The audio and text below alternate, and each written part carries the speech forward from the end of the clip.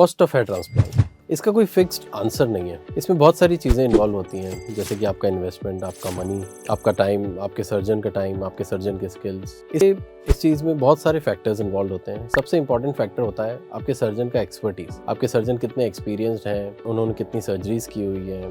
क्योंकि आपके सर्जन का अगर एक्सपीरियंस अच्छा होगा, एंगल, जो ग्राफ्ट्स का प्लेसमेंट होगा या जो ग्राफ्ट्स का एंगल, डेंसिटी, डायरेक्शन, हेयरलाइन का नेचुरल होना, ये सारी चीज़ बहुत अच्छी होगी। अगर आपकी सर्जरी करने वाली टीम या क्लिनिक या डॉक्टर एक्सपीरियंस्ड नहीं होंगे तो आपको काफ़ी अननेचुरल लुक या अनरियलिस्टिक लुक आ सकता है हेयर ट्रांसप्लांट के बाद। इसमें बहुत सारी चीज़ें डिपेंड करती है, जैसे कि डोनर एरिया हार्वेस्टिंग। कई बार अनट्रेंड लोग बहुत ज़्यादा डोनर को हार्वेस्ट कर लेते हैं, उसकी वजह से कॉइन शेप्ड पैचेस बन जाते हैं डोनर एरिया, जिसकी वजह से मतलब आगे भी बाल नहीं थे, पीछे भी खाली दिखने लग जाता है, तो वो बहुत अपीलिंग नहीं लगता, अच्छा नहीं लगता है। कई बार डोनर डैमेज भी हो जाता है। 4000 रिक्वायर्ड है, हो सकता है वो लोग 2000 ही निकाल पाए।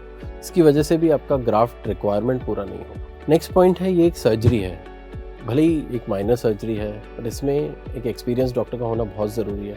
क्योंकि अगर कोई भी कॉम्प्लिकेशन होता है, कोई भी प्रॉब्लम होती है, जैसे कि कभी किसी का बीपी शूट कर सकता है, कम हो सकता है, शुगर रेज्ड हो सकती है या कम भी हो सकती है, उस केस में आपके डॉक्टर को इमरजेंसी हैंडल करना आना चाहिए। नेक्स्ट चीज़ है ओटी सेटअप। ओटी सेटअप में बहुत सारी चीज़ें मायने रखती है, इंफ्रास्ट्रक्चर मायने रखता है, अच्छी क्वालिटी की लाइट्स, अच्छे मैग्नीफाइंग इंस्ट्रूमेंट्स, अच्छे पंचेज, अच्छी क्वालिटी की मोटर, अच्छे सारे इंस्ट्रूमेंट्स मैटर करते हैं। क्योंकि ये सब अगर अच्छे क्वालिटी के होंगे तो आपको स्कार भी कम आएगा, आपकी क्वालिटी, सर्जरी की क्वालिटी भी बहुत अच्छी होगी, जो रिजल्ट्स आएंगे बहुत नेचुरल लगेंगे। अदरवाइज रिजल्ट्स उतने अच्छे नहीं आएंगे, आर्टिफिशियल लग सकता है।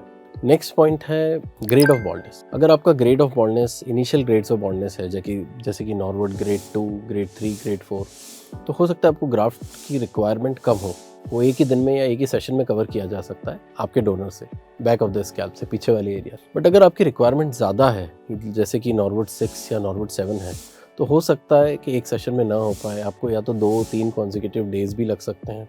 क्यों? क्योंकि उसमें हमें बैक ऑफ द स्कैल्प से एक लिमिटेड नंबर ऑफ ग्राफ्ट्स हम ले सकते हैं। उसके बाद अगर एक्स्ट्रा ग्राफ्ट्स रिक्वायर्ड होंगे तो हम कहाँ से लेंगे? बॉडी हेयर यूज़ करने होंगे उसमें, जैसे कि बियर्ड, जैसे कि चेस्ट। और बॉडी हेयर के लिए again separate equipment, separate instruments use किए जाते हैं। अच्छे क्लिनिक्स कभी भी रीयूज़ नहीं करेंगे आपके इंस्ट्रूमेंट्स, इसलिए थोड़ा सा कॉस्ट वेरिएशन आ सकता है।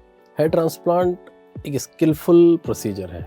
अगर आपके सर्जन इसमें ट्रेन नहीं है तो हो सकता है वो आपको टेम्पल्स की ज़रूरत है, जैसे कि साइड्स ऑफ द स्कैल्प, या आपको क्राउन का हेयर ट्रांसप्लांट करना है, वर्टेक्स का हेयर ट्रांसप्लांट करना है, जहाँ पर बाल घूमे हुए होते हैं 360 डिग्री में, क्लॉकवाइज डायरेक्शन में होते हैं, या फिर आपको आईब्रो का हेयर ट्रांसप्लांट करना है, या फिर बियर्ड का हेयर ट्रांसप्लांट करना है। इन सारी चीज़ों में डॉक्टर का ट्रेंड होना बहुत ज़रूरी है। आजकल काफ़ी देखा जा रहा है कि कई जगह फ्रीलांसर्स की टीम आती है, जहाँ डॉक्टर्स खुद नहीं करते हैं या खुद इन्वॉल्व नहीं होते हैं, वो आते हैं, करके चले जाते हैं। बट उस केस में रिज़ल्ट ओरिएंटेड नहीं होता है बहुत, क्योंकि उनको रिज़ल्ट से कोई मतलब नहीं होता है, वो करके चले जाएंगे। बाद में अगर आर्टिफिशियल रिज़ल्ट्स भी आता है या रिज़ल्ट्स नहीं भी आते हैं अच्छे, तो यू विल सफ़र। आजकल 10 रुपीज़ से लेके 300 रुपीज़ पर ग्राफ्ट्स तक कॉस्ट अवेलेबल है, बट ऐसा ज़रूरी नहीं है कि 300 वाला बहुत अच्छा होगा और 50, 60 या 40 वाले बहुत ख़राब हो। बस आपको ये देखना है, आपको अपने सर्जन से मिलना है, आपको अपने हेयर ट्रांसप्लांट की उनके साथ प्लानिंग करनी है, आपको देखना है कि वो रिज़ल्ट अच्छे डिलीवर कर सकते हैं, आपको उनके प्रीवियस पेशेंट्स देखने हैं, उनके रिज़ल्ट्स कैसे हैं, उनके साथ बैठ के डिसाइड करना है। अगर आपकी एक्सपेक्टेशंस मैच करती है तो definitely you can go for it. But एक बार हेयर ट्रांसप्लांट अगर ख़राब हो गया, रॉन्ग हेयर ट्रांसप्लांट को ठीक करना काफ़ी टफ होता है, काफ़ी डिफ़िकल्ट होता है। आपके लिए भी वो टाइम टेकिंग होगा और डॉक्टर के लिए भी वो थोड़ा सा डिफ़िकल्ट होगा।